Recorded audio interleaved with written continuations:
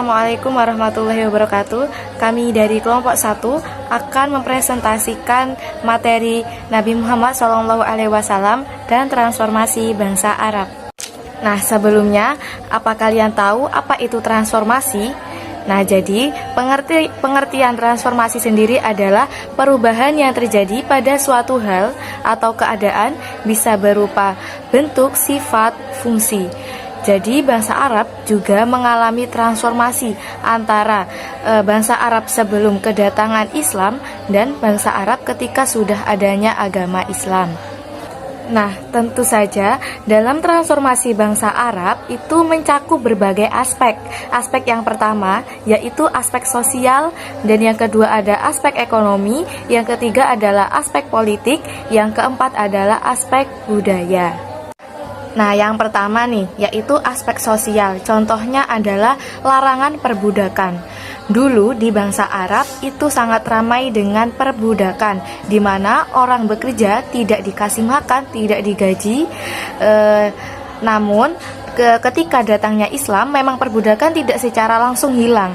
Akan tetapi setidaknya dengan adanya Islam, perbudakan di bangsa Arab itu sudah mulai menurun, dan memerdekakan budak adalah suatu hal yang sangat dianjurkan. Yang contoh lain seperti persatuan komunitas. Masyarakat yang tadinya terpecah oleh suku kini bersatu dalam ummah, mengurangi konflik antar suku. Contoh lagi adalah hak perempuan. Islam memberikan hak-hak yang lebih baik kepada perempuan, termasuk hak untuk mewarisi, berpartisipasi dalam kehidupan sosial, dan memperoleh pendidikan. Dulu ketika bangsa Arab belum kedatangan Islam, wanita sangat tidak memiliki harga diri. Namun kini ketika bangsa Arab telah kedatangan Islam, derajat wanita kini sudah meninggi. Yang kedua yaitu aspek ekonomi. Contohnya adalah penerapan zakat. Nah, jadi fungsi adanya zakat adalah untuk mengurangi ketimpangan sosial pada masa itu. Jadi di mana orang yang mampu memberikan hartanya kepada orang-orang yang kekurangan. Nah, penerapan zakat ini menciptakan sistem redistribusi kekayaan, membantu mereka yang kurang mampu. Contoh lagi yaitu pembangunan ekonomi, yakni munculnya pasar yang lebih terorganisir dan praktek perdagangan yang adil serta penghapusan riba. Aspek yang ketiga yaitu adalah aspek politik. Contohnya adalah pemerintahan yang berbentuk khalifah, yakni pembentukan sistem pemerintahan yang berlandaskan syariah. Adapun ekspansi wilayah, yaitu setelah wafatnya Nabi Muhammad, wilayah kekuasaan Islam meluas ke Timur Tengah, Afrika Utara, dan sebagian Eropa.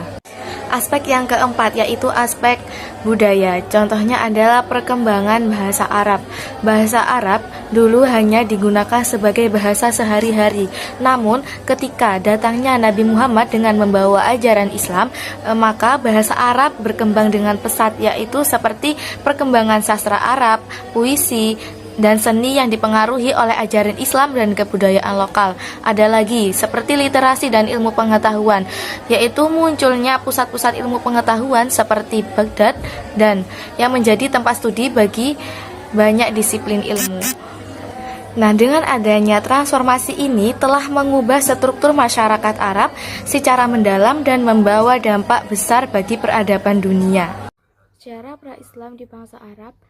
Sebelum terjadinya transformasi Islam di bangsa Arab, terdapat kemerosotan moral. Banyak orang yang meminum minuman keras, melakukan perjudian, pencabulan, hingga melakukan perzinahan antara laki-laki dan perempuan itu menjadi hal yang sangat biasa. Dan pada zaman itu juga masyarakat bangsa Arab masih mempercayai patung atau berhala yang menurutnya itu ada kekuatan gaib. Orang Arab jahiliyah terikat kepada tahayul dan adat istiadat yang diwarisi oleh para temurunnya. Di dalam kehidupan sosial berbangsa ini, bangsa Arab terpecah menjadi berbagai suku atau kabilah yang tidak mengenal kepemimpinan sentral, yang menjadikan seiring terjadinya konflik antar kabilah itu menjadi banyak, karena bangsa Arab ini tidak mengerti kepemimpinan sentral. Tantangan Nabi Muhammad ketika transformasi Islam di bangsa Arab. Yang pertama adalah menghadapi pamannya yang bernama Abu Lahab ini yang mempunyai sifat keras. Dia menolak dakwah Nabi hingga pada suatu hari Nabi itu diancam untuk dibunuh. Yang kedua, penentangan terhadap perubahan sosial. Yang ketiga, penolakan riba. Yang keempat, suku Quraisy menolak dan mengancam status sosial ekonomi karena mereka itu takut kehilangan kekuasaan dan pengaruh yang dibawa oleh Nabi Muhammad. Yang kelima, ada beberapa pertempuran seperti Perang Badar dan Uhud yang menguji ketahanan umat muslim yang menyebabkan kehilangan jiwa serta tantangan strategisnya. Ada juga pengaruh dari luar seperti munculnya ancaman dari kerajaan besar seperti Bizantium dan Persia yang menambah kompleksitas dalam menyebarkan agama Islam ini. Kesimpulan tantangan yang dihadapi oleh Nabi pada masa transformasi ini sangatlah berdampak baik kepada kita, yaitu Nabi yang selalu menavigasi tantangan tersebut dengan penuh kesabaran, strategi dakwah yang efektif, dan penekanan pada prinsip keadilan dan moralitas. Dan transformasi ini akhirnya mengarah pada pembentukan komunitas muslim yang lebih terorganisir dan berpengaruh baik. Kemudian terjadilah penolakan antara kaum kafir Quraisy Mekah dengan dakwah Nabi Muhammad, yaitu kaum kafir Quraisy Mekah memusuhi siapapun yang memeluk Islam. Mereka menyiksa dan mengeluarkan seseorang dalam kaumnya yang memeluk Islam, seperti halnya kisah Umar bin Khattab yang memiliki kebiasaan menyiksa orang-orang Islam dari pagi hingga petang. Sebelum masuk Islam, Umar bin Khattab bersahabat dengan Abu Jahal. Keduanya sangat membenci Rasulullah. Oleh sebab itu, keduanya selalu berusaha menghalang-halangi dakwah Rasulullah. Tidak hanya itu, Umar bin Khattab menjadi salah satu orang yang memiliki niat kuat untuk membunuh Rasulullah sebelum masuk Islam, dan berita ini tersebar di seluruh kota Mekah. Umar bin Khattab pun merupakan tokoh Mekah yang disegani, dikenal sebagai pribadi yang teguh dalam pendirian dan kuat dalam memegang prinsip. Maka tidak heran jika seandainya salah satu dari Abu Jahal atau Umar masuk Islam, maka Islam akan berjaya. Karena kedua orang ini merupakan orang yang kuat secara fisik, teguh pendirian. Sejarah setelah masuknya agama Islam di bangsa Arab, yaitu Nabi Muhammad SAW telah mengubah kepercayaan bangsa Arab, Quraisy, dan seluruh adat istiadatnya dengan agama Islam. Bahkan derajat perempuan sudah tinggi. Maka dari itu, tugas itu merupakan tanggung jawab yang amat besar dari Allah SWT.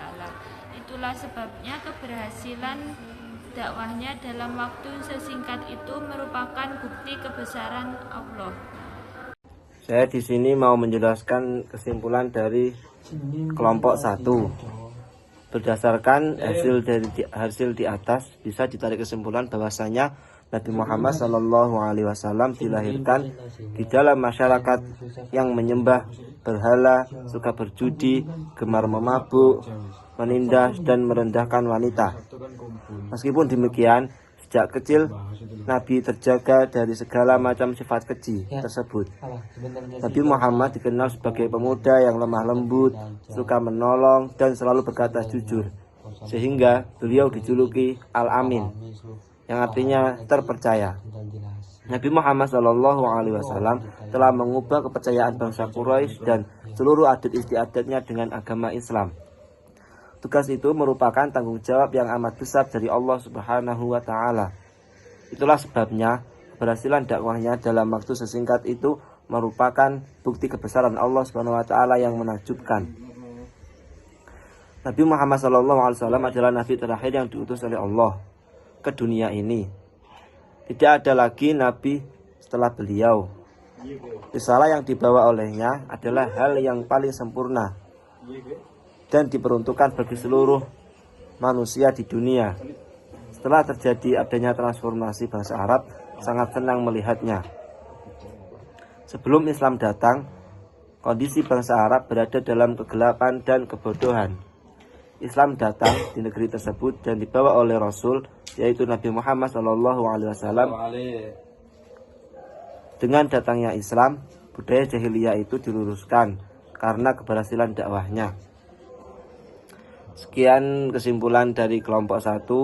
Saya mewakili jajaran direksi yang bertugas mengucapkan apabila ada salah kata, mohon maaf sebesar-besarnya. Harap dimaklumi. Wassalamualaikum warahmatullahi wabarakatuh.